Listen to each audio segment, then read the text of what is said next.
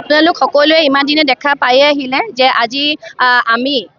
গোলাঘাট জিলাৰ সমূহ সচেতন মহিলা আজি একত্ৰিত হৈ আমাৰ যি যোৱা 16, 17, 18 এপ্ৰিলত যি পাৰ্লিয়ামেণ্টত স্পেচিয়েল আমাৰ যি পাৰ্লিয়ামেণ্টত দেশৰ প্ৰধানমন্ত্ৰী নৰেন্দ্ৰ মোদী ডাঙৰীয়াই মহিলাসকলক অগ্ৰাধিকাৰ দিয়াৰ স্বাৰ্থত সকলো মহিলাকে আগুৱাই নিয়াৰ স্বাৰ্থত যি পদক্ষেপ গ্ৰহণ কৰিছিলে মহিলা নাৰী বন্দন অধিনিয়মৰ যিখন বিলৰ কথা আপোনালোকে যোৱা 16 তাৰিখৰ পৰা শুনি আহিছে যে সেই তেনেধৰণে আমাৰ সমগ্ৰ ভাৰতবৰ্ষৰ লগতে আমাৰ অসমৰ মহিলাসকলো একত্ৰিত হৈছে যি মহিলাৰ 33% ৰিজাৰ্ভেশ্যনৰ কথা কৈ আছে যে আমি দেশৰ প্ৰধানমন্ত্ৰী নৰেন্দ্ৰ মোদী ডাঙৰীয়াই কোৱাৰ দৰে সবকা সাথ সবকা বিকাশ আমি যি সম অধিকাৰৰ কথা আমি কৈ আহিছিলোঁ যে পুৰুষৰ সমানে মহিলায়ো সম অধিকাৰ বিচাৰি আহিছিলে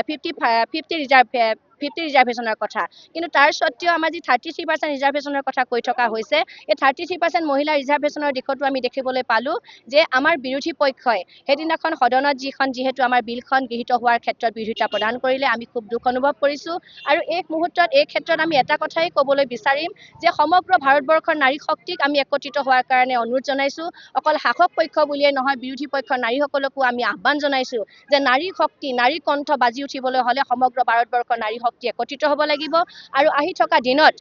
যে আমাৰ 29 চনলৈ যি 33% ৰিজাৰ্ভেশ্যনৰ কথা কৈ আছে এই 33% ৰিজাৰ্ভেশ্যন যাতে শক্তিশালী ৰূপত মহিলাক অগ্ৰাধিকাৰ দিব পৰাকৈ 33% ৰিজাৰ্ভেশ্যনৰ এই বিলখন গৃহীত হয় সেইকাৰণে আমি আশাৰে বাট চাইছোঁ আৰু সমগ্ৰ নাৰী শক্তি আমি একত্ৰিত হৈছোঁ অকল শাসক বিৰোধী বুলিয়ে নহয় আমাৰ সমগ্ৰ ভাৰতবৰ্ষৰ সচেতন নাৰীসকল ওলাই আহিছে আমি দুখ অনুভৱ কৰিছোঁ যে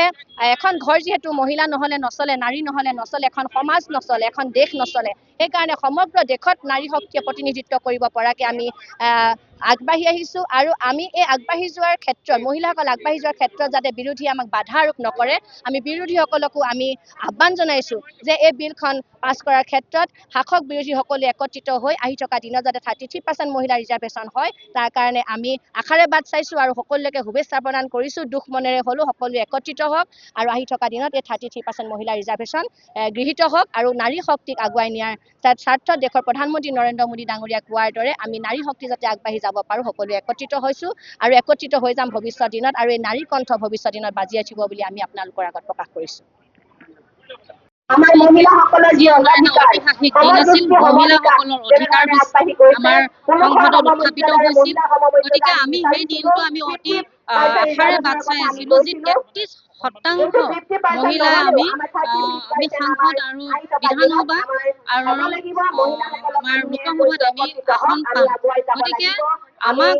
কংগ্ৰেছ আৰু কংগ্ৰেছৰ সহযোগী দলসমূহে সেই আমাৰ 17 তাৰিখ দিনটো আমাৰ যিটো সোণালী আখৰে লিখিব পৰা আমাৰ এটা দিন আছিল সেই দিনটো আচলতে কলা দিন হিচাপে ঘোষণা কৰিলে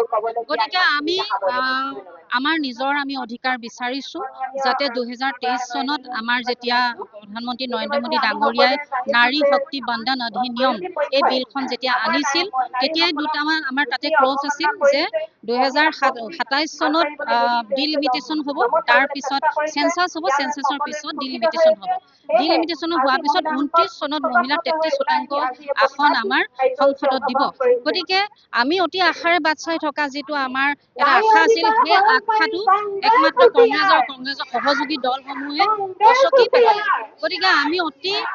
দুখ পাইছোঁ আমাৰ সন্মান হানি হৈছে আমাৰ অধিকাৰৰ পৰা আমাক বঞ্চিত কৰিছে সেইকাৰণে আমি আমাৰ অধিকাৰ যাতে আমি 29 চনত পাব পাৰোঁ তাৰ কাৰণে সমগ্ৰ ভাৰতবৰ্ষৰ লগতে আজি আমি গোলাঘাটৰ মহিলাসকলে একত্ৰিত হৈ আজি আমাৰ অধিকাৰ বিচাৰি আমাৰ এই প্ৰতিবাদী সভা আমি আয়োজন কৰিছোঁ আৰু 29 চনত আমাৰ নিজৰ অধিকাৰ আমি লৈহে এৰিম বুলি আশা কৰিছোঁ আৰু প্ৰধানমন্ত্ৰী নৰেন্দ্ৰ মোদী ডাঙৰীয়াৰ ওপৰত আমাৰ আশ্বাস আছে বিশ্বাস আছে গতিকে তেখেতে প্ৰতিটো সময়তে আমাৰ মহিলাসকলক আগবঢ়াই লৈ গৈছে আৰু 29 চনতো আমাক এই অধিকাৰ দিব বুলি আমাৰ আশা কৰিছোঁ যাতে আমাৰ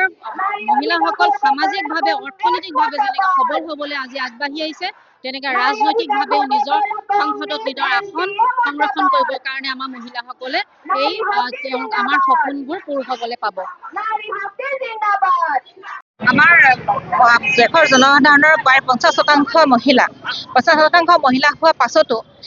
ইমান দিনে আমাৰ মহিলাসকলৰ বাবে কোনো চিন্তা কৰা নাছিলে। ভাৰতীয় জনতা পাৰ্টীৰ চৰকাৰখনে মহিলাসকলৰ 33% সদনত আসন সংৰক্ষণৰ বাবে ব্যৱস্থা কৰিছিলে, কিন্তু বিৰোধী পক্ষই সেইটো সমৰ্থন নজনালে। বিৰোধী পক্ষই মহিলাসকলে হয়তো সমানে অধিকাৰ পোৱাটো বিচৰা নাই। আমি কিন্তু আশাবাদী, যদিও আমাৰ বিৰোধী দলসমূহে ইয়াৰ প্ৰতিবাদ কৰি আছে, তথাপিতো আমি আশা কৰিছোঁ আগন্তুক সময়ত আমাৰ ভাৰতীয় জনতা পাৰ্টীৰ চৰকাৰ আৰু মিত্ৰজোঁটৰ চৰকাৰৰ সমৰ্থনত আৰু তেওঁলোকৰ সমৰ্থন জনাব বা আশা কৰিছোঁ, এই আশা যাতে আমাৰ যি মহিলাসকলৰ 33% আসন সংৰক্ষণ বিধেয়কখন আছে, সেই বিধেয়কখন সদনত গৃহীত হ'ব। আৰু ইয়াৰ বাবে আমি দেশৰ সকলো মহিলাই আশাবাদী। যিকোনো খবৰৰ বাবে যোগাযোগ কৰক